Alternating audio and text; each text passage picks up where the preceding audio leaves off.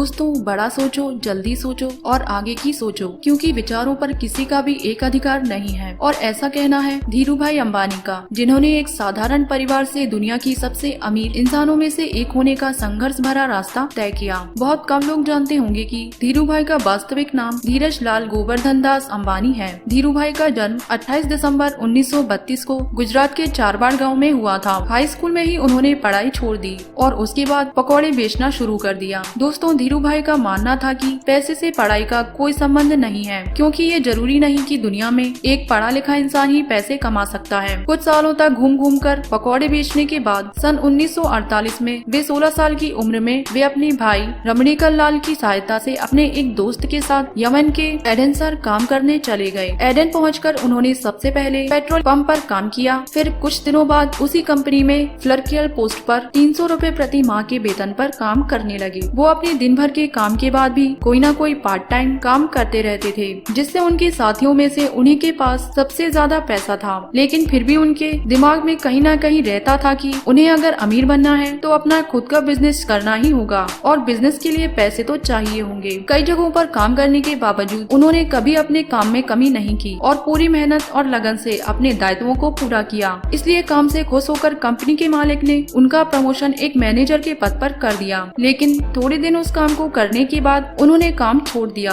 और अपने वतन हिंदुस्तान चले आए, क्योंकि उनके दिमाग में तो कुछ और ही चल रहा था। 1955 में उन्होंने 1500 रुपए लगाकर अपने चचेरे भाई चंपकलाल दमानी के साथ मिलकर मसालों के निर्यात और पॉलिस्टर धागों के आयात का बिजनेस स्टार्ट किया। उनकी मेहनत के दम पर अगले कुछ सालों में कंपनी का टर्नओवर 10 लाख रुपए सालाना हो गया। उस समय पॉलिस्टर से बने हुए कपड़े भारत में नए थे और ये सूती के मुकाबले लोगों द्वारा ज्यादा पसंद किया जाने लगा, क्योंकि यह सस्ता और टिकाऊ था और इसमें चमक होने के कारण पुराने होने के बाद भी यह नया जैसा दिखाई देता था। और लोगों द्वारा पसंद किए जाने की वजह से जल्द ही उनका मुनाफा 2.5 गुना बढ़ गया। कुछ वर्षों के बाद धीरूभाई अंबानी और चंपकलाल दमानी की व्यावसायिक साझेदारी समाप्त हो गई, क्योंकि दोनों के स्वभाव और व्यवहार करने के तरीके बिल्कुल अलग थे। लेकिन धीरूभाई ने कभी भी पीछे मुड़कर नहीं देखा। देखते देखते उन्होंने समय के साथ चलते हुए टेलीकॉम, एनर्जी, इलेक्ट्रिसिटी और पेट्रोलियम जैसे व्यापार में कदम रखते गए। आप उनकी सफलता का अनुमान इसी बात से लगा सकते हैं कि आज धीरूभाई की कंपनी में 90,000 से अधिक कर्मचारी कार्यरत हैं और भारत में उनकी कंपनी आज भी टॉप पर है। दोस्तों, अगर समय की मांग के अनुरूप आपने अपने आप को ढाल लिया हो तो कुछ भी असंभव नहीं रह जाता। 6 जुलाई 2002 को धीरूभाई अंबानी ने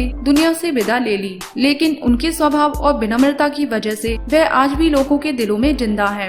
धीरूभाई का कहना है कि जो सपने देखने की हिम्मत करते हैं वो पूरी दुनिया को जीत सकते हैं। हम दुनिया को साबित कर सकते हैं कि भारत एक सक्षम राष्ट्र है और हम भारतीयों को प्रतियोगिता से डर नहीं लगता।